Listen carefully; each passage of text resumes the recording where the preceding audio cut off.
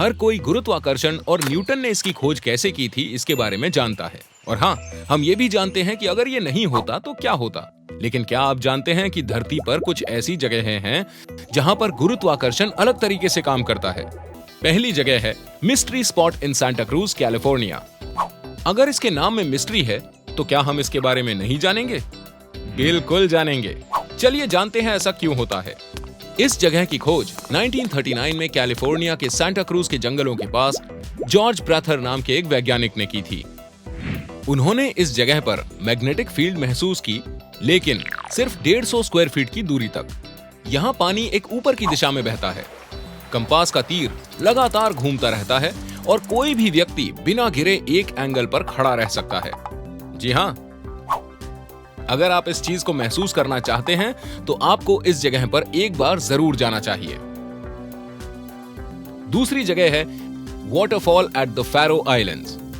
लेकिन हम एक झरने के बारे में क्या जानते हैं? यही कि झरने का पानी नीचे की ओर गिरता है। सही कहा। लेकिन क्या आपने ऐसा झरना सुना है जो ऊपर की ओर बहता हो? बिल्कुल, फैरो आइलैंड्स का यह झरना ऊपर की ओर बहता है। फैरो आइलैंड्स स्कॉटलैंड और आइसलैंड के बीच अटलांटिक महासागर में स्थित है। झरने का ऊपर की ओर बहने का मुख्य कारण ऊपर की ओर बहने वाली तेज हवाएं हैं, जो ग्रेविटेशनल फोर्स यानी गुरुत्वाकर्षण बल से अधिक शक्तिशाली होती हैं। तीसरे नंबर पर है गोल्डन रॉक, म्यांमार। क्या आपने कभी किसी पत्थर को पहाड़ के किनारे बिना किसी हलचल के खुद को संतुलित करते हुए देखा है? अगर आप म्यांमार गए हैं तो आपने इसे देखा होगा। वहाँ सोने की परत से ढका हुआ एक शिलाखंड है जो कि माउंट काइटियो की चोटी और पगोडा पर स्थित है। उसकी सबसे खास बात यह है कि वो सिर्फ एक किनारे पर टिका हुआ है और जब भी आप उसे देखेंगे तो आपको लगेगा कि वो कभी भी गिर सकता है। लेकिन वो कई सदियों से ऐसा ही है।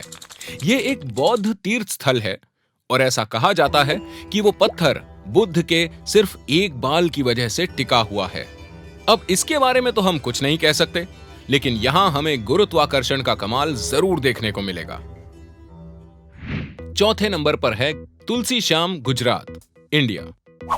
हमने भारत के लेह और कनाडा के मैग्नेटिक हिल के बारे में बहुत कुछ सुना है, लेकिन गुजरात में प्रसिद्ध गिर जंगलों के पास तुलसी श्याम क्षेत्र के बारे में बहुत कम लोग जानते हैं। तुलसी श्याम में अगर कोई अपनी कार न्यूट्रल पर छोड़ देता है तो गाड़ी खुद ब खुद ऊपर चढ़ने लगती है, वो भी लगभग 10 से 20 किलोमीटर प्रति घंटे की रफ्तार से। ऐसा ही कई वस्तुओं जैसे कि गेंद के साथ भी होता है, वो भी ऊपर जाती हैं। ऐसा इसलिए होता है क्योंकि उस जगह की संरचना और परिवेश के कारण एक ऑप्टिकल इल्यूजन पैदा होता है और हम धोखा खा जाते हैं। इस वक्त पूरी दुनिया कोरोना वायरस का बढ़ता आतंक निश्चित रूप से अनुभव कर रही है, लेकिन हमें अपने तरीके से इससे निपटने की भी आदत पड़ रही है। स्वच्छ रहना, उचित स्वच्छता बनाए रखना, हाथ धोना और बेहद जरूरी और अहम तरीका सामाजिक दूरी। सामाजिक दूरी का शाब्दिक अर्थ है स्वयं को दूसरों से शारीरिक रूप से दूर रखना, यानी लोगों से मिलते समय हाथ ना मिलाना और अभिवादन के लिए जरूरी नहीं कि आप उन्हें छुएं। इसलिए हाथ मत मिलाएं। लेकिन अगर ऐसा होगा तो फिर हम उनका अभिवादन कैसे करेंगे? उन्हें सलाम करके, शांति का संकेत देके, हाथ हिला के, नतमस्तक होके या नमस्ते करके। सही सुना आपने, नमस्ते। सबसे लोकप्रिय अभिवादन का तरीका जो आज के दौर में हाथ मिलाने को पीछे छोड़ रहा है। अमेरिकी राष्ट्रपति डोनाल्ड ट्रंप ने ट्वीट कर बताया था कि कैसे उन्होंने आयरलैंड के पीएम का नमस्ते के साथ अभिवादन किया। फ्रांस के राष्ट्रपति इमैनुअल मैक्रोन ने अपने सभी समकक्षों का अभिवादन भी नमस्ते के साथ किया। इतना ही नहीं, प्रिंस चार्ल्स जो नमस्ते के साथ लोगों का अभिवादन करते हुए नजर आए, उसके बाद से अब नमस्ते को कोरोना वायरस के खिलाफ एहतियाती उपाय माना जाने लगा है। आइए जानते हैं नमस्ते का मतलब क्या है। संस्कृत भाषा से उत्पन्न हुआ नमस्ते असल में दो शब्दों से जुड़कर बना है, नमस और ते। नमस का अर्थ है नमन, आराधना और प्रणाम, और ते का अर्थ है आपके लिए। इसलिए नमस्ते का शाब्दिक अर्थ है आपको नमन। योग में नमस्ते सामान्य अभिवादन का तरीका है। ब्रह्मांड में शांतिपूर्ण आध्यात्मिकता का संदेश भेजने और एक सकारात्मक संदेश वापस पाने की उम्मीद में नमस्ते का आसन किया जाता है।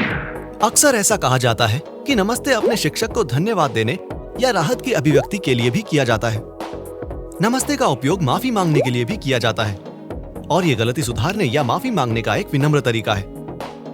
नमस्ते कैसे किया जाता है? ये काफी सरल है। दोनों हाथों को एक साथ लाएं, हथेलियों को शरीर के बीच में रखें और कोहनियों को बाहर की ओर। आपके दोनों हाथ एक दूसरे के प्रतिबिंब बनने चाहिए। अपनी उंगलियों को जोड़िए और अपने आप को थोड़ा सा आगे की ओर झुकाएं और कहें नमस्ते। आंखें बंद रहनी चाहिए और नमस्ते कहते समय हाथों में कोई वस्तु नहीं होनी चाहिए। तो सीख लिया ना आपने कि आज के बाद किसी को नमस्ते कैसे करना है। लेकिन हाँ, मुस्कुराना मत भूलिएगा। इसलिए हाथ मिलाना, गले लगाना और उन सभी स्पर्शों से बचें जो सामाजिक रूप से दूरी यानी कि सोशल डिस्टेंसिंग के दृष्टिकोण में बाधा डालते हैं। ऐसे ही और मजेदार वीडियोस देखने के लिए चैनल क्यूरियस पंथी को सब्सक्राइब करें और बेल आइकन को जरूर दबाएं। क्यूरियस पंथी, बजाओ ज्ञान की घंटी। घर के अंदर रहें, सुरक्षित रहें और तब तक के लिए नमस्ते। जब भी आप अपने दिल की सुनते हैं तो वो आपको कहाँ ले जाता है? जी हाँ, सीधा फ्रिज की तरफ, या फिर कभी कभी आप सीधा शहर के अपने फेवरेट रेस्टोरेंट्स में जाते हैं। लेकिन क्या आप जो खा रहे हैं उसके बारे में जानते हैं कि वो कहाँ से आया है? सही सुना, इसके बारे में जानने में बड़ा मजा आता है। शायद आपको लगे कि आप अच्छे से जानते हैं कि आपका खाना कहाँ से है, लेकिन आप उस खाने की उत्पत्ति सुनकर दंग रह जाएंगे। आइए कुछ ऐसे व्यंजनों के बारे में बात करते हैं जिनके बारे में आप सोचते हैं कि वो वहीं से होंगे। French fries. जी हाँ, इस चीज को बांटना हमें पसंद नहीं है, लेकिन ये आप जहां से सोचते हैं वहां से नहीं है। इतिहासकारों का दावा है कि ये लोकप्रिय व्यंजन 17वीं शताब्दी के अंत में बेल्जियम से आया था। बेल्जियम के लोगों को छोटी कुरकुरी मछलियां बहुत पसंद थी और जब उनके पास मछली नहीं होती थी तब वो आलू को मछली आकार का काटकर उसे तल देते थे और तभी सामने आए हमारे स्वादिष्ट फ्रेंच फ्राइज। क्रोसॉन्स। फ्रांस में क्रोसॉन्स से आपके अच्छे दिन की शुरुआत होती है। क्यों, सही कहा ना?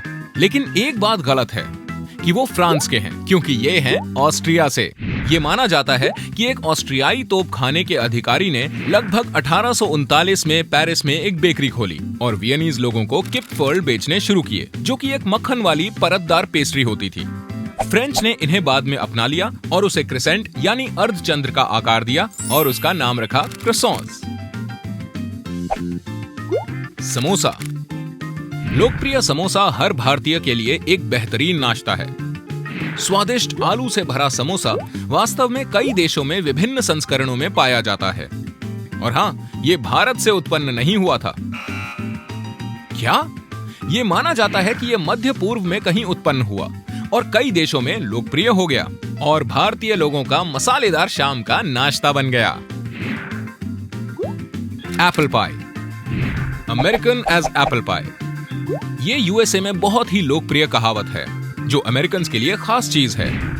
लेकिन क्या ये वास्तव में अमेरिका में ही उत्पन्न हुई? नहीं, ये इंग्लैंड में उत्पन्न हुआ था, जहां एप्पल पाई की पहली रेसिपी जेफरी चौसर द्वारा छापी गई थी और जिसमें सेब, अंजीर, किशमिश, नाशपाती और एक पेस्ट्री शेल शामिल था। यम्मी। टिक्का मसाला। भारत में आने का मतलब है कि आप यहां आकर टिक्का मसाला जरूर खाएंगे। लेकिन इस लोकप्रिय भारतीय व्यंजन की उत्पत्ति बहस का एक मुद्दा है।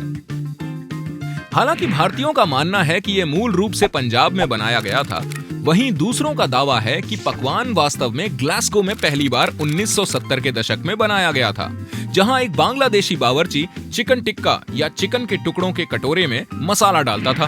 खैर, अब ये सब मायने नहीं रखता है, क्योंकि 2001 में फॉरेन सेक्रेटरी रॉबिन कुक ने घोषणा की थी कि ये ब्रिटिश नेशनल डिश थी।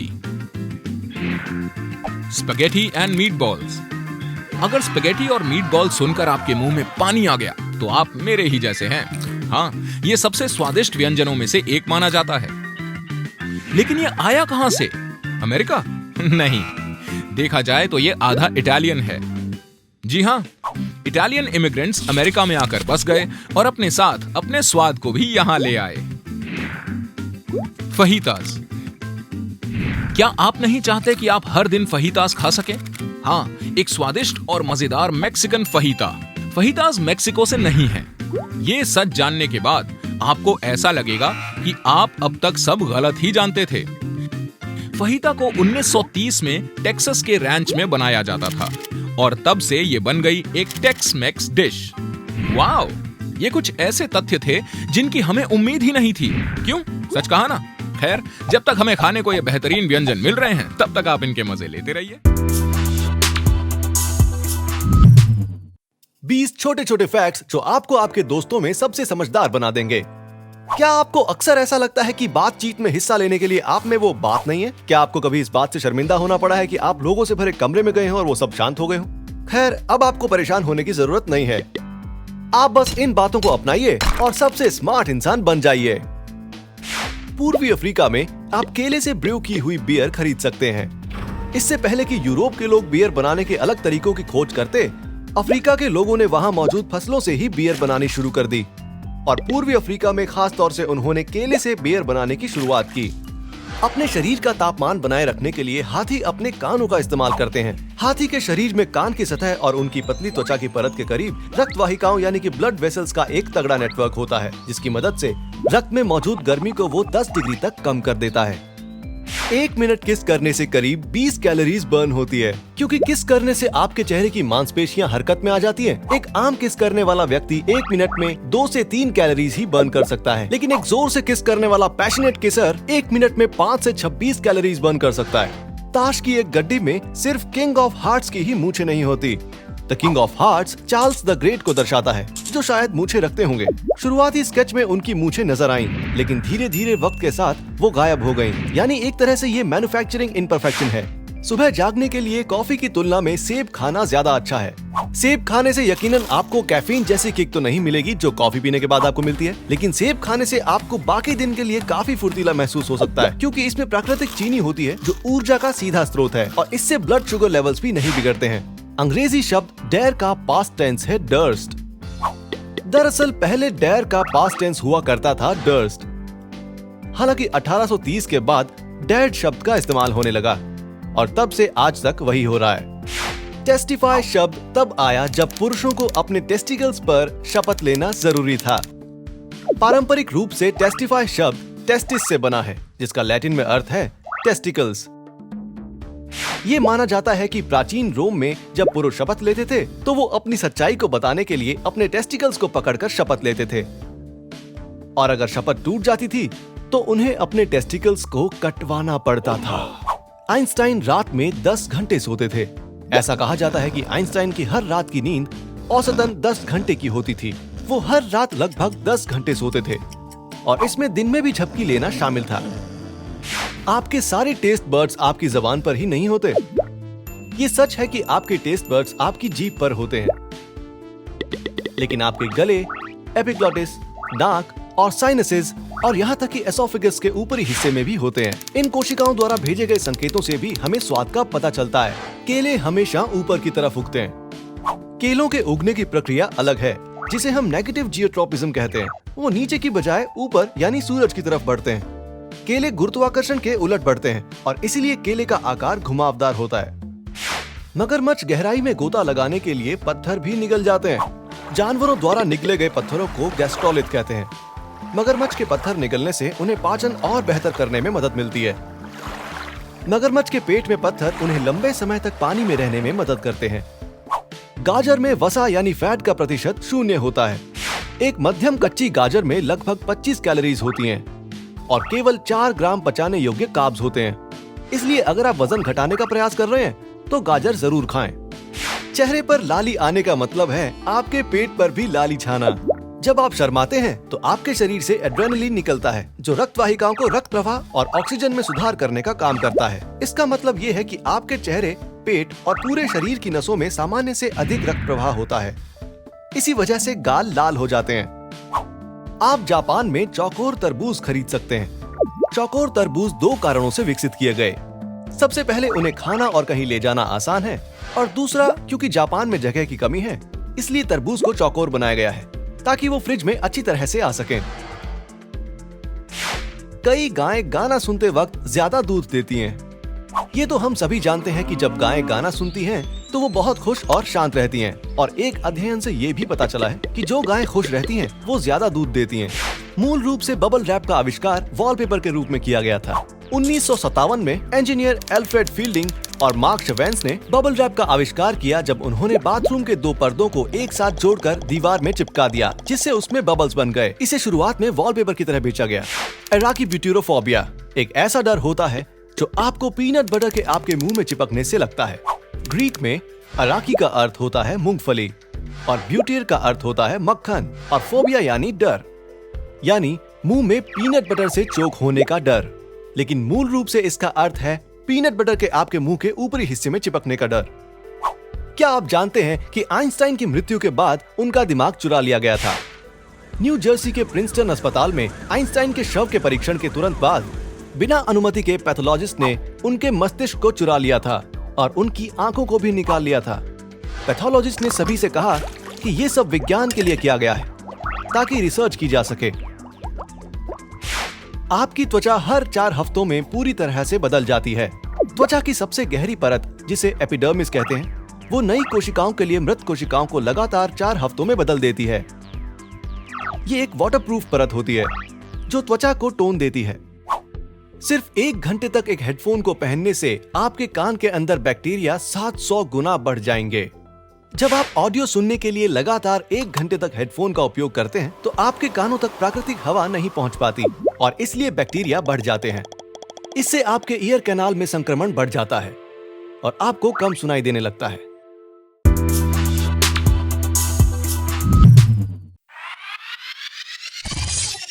हमारी उंगलियों पर निशान यानी फिंगरप्रिंट्स क्यों होते हैं? शेरलॉक होम्स अक्सर कहता है कि एक अचूक अपराध जैसी कोई चीज नहीं होती। ये सच है कि अपराधी हमेशा कोई ना कोई निशान छोड़ जाते हैं और आप सभी जो जासूसी फिल्में देखना पसंद करते हैं वो इस बात से सहमत होंगे कि अपराधियों का पता लगाने के लिए उंगलियों के निशान सबसे आसान तरीका है। लेकिन क्या आपने कभी सोचा है कि हमें फिंगरप्रिंट्स होते क्यों हैं और हमारी जिंदगी में वो क्या भूमिका निभाते हैं? आज फिंगरप्रिंट्स को लेकर हम आपके सभी सवालों के जवाब देंगे। सबसे पहले ये जानते हैं कि आखिर फिंगरप्रिंट होता क्या है। एक फिंगरप्रिंट एक छाप या मार्क होता है जो इंसान की उंगली के ऊपर बना घर्षण का निशान होता है और ये उंगलियों की नोक पर छोटे छोटे घुमावदार पैटर्न में होता है। इनमें 3 प्रकार के फ्रिक्शन रिज पैटर्न्स होते हैं: गांठदार, घुमावदार और वृत्तखंड। फिंगरप्रिंट की पहचान करना यानी डैक्टिलोस्कोपी एक तरह की प्रक्रिया होती है जिसमें मुजरिम के रिज इंप्रेशन को उंगलियों, हथेलियों और उन पैरों की उंगलियों से मिलाकर देखा जाता है जो डेटाबेस में पहले से मौजूद होते हैं। और अब सवाल ये है कि इन फिंगरप्रिंट्स का मकसद क्या होता है और ये हमें क्यों होते हैं? वैसे वैज्ञानिकों ने इसका एक ये कारण दिया है कि उंगलियों पर बने ये निशान घर्षण द्वारा इंसान की पकड़ बनाने में मदद करते हैं। उन्हें लगता है कि हमारी उंगलियों के निशान से हमारे पूर्वजों को ऊबड़-खाबड़ सतहों पर चलने में मदद मिली होगी।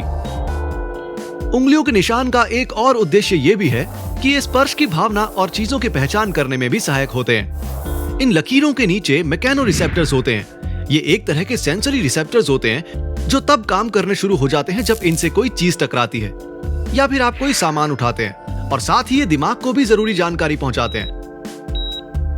लेकिन हर किसी के फिंगरप्रिंट्स अलग क्यों होते हैं? लोगों के फिंगरप्रिंट्स पैटर्न एक जैसे हो सकते हैं लेकिन उसके बावजूद भी वो मेल नहीं खाते। यहां तक कि फिंगरप्रिंट्स डीएनए से भी ज्यादा खास होते हैं। उदाहरण के लिए जुड़वा बच्चों का डीएनए एक हो सकता है और कईयों का तो होता भी है, लेकिन उनके फिंगरप्रिंट्स हमेशा अलग होते हैं। वास्तव में आपकी उंगलियों के निशान तो आपकी अपनी उंगलियों के बीच भी भिन्न होते हैं। इसका मतलब है कि आपकी हर उंगली का प्रिंट अलग होता है। क्या आप अपने फिंगरप्रिंट्स को जला सकते हैं? वैसे इसका जवाब है हाँ। अगर उंगली पर गहरा कट लग जाए या जल जाए और उससे त्वचा की बाहरी चमड़ी को नुकसान पहुंचे तो आपके फिंगरप्रिंट्स हमेशा के लिए खराब हो सकते हैं। वैसे सच तो ये है कि उंगलियों के निशान या फिंगरप्रिंट्स का वास्तविक उद्देश्य कभी पता ही नहीं चल पाया, लेकिन हम इस बात से जरूर सहमत हैं कि लोगों की पहचान करने के लिए ये निश्चित रूप से महत्वपूर्ण और आवश्यक है।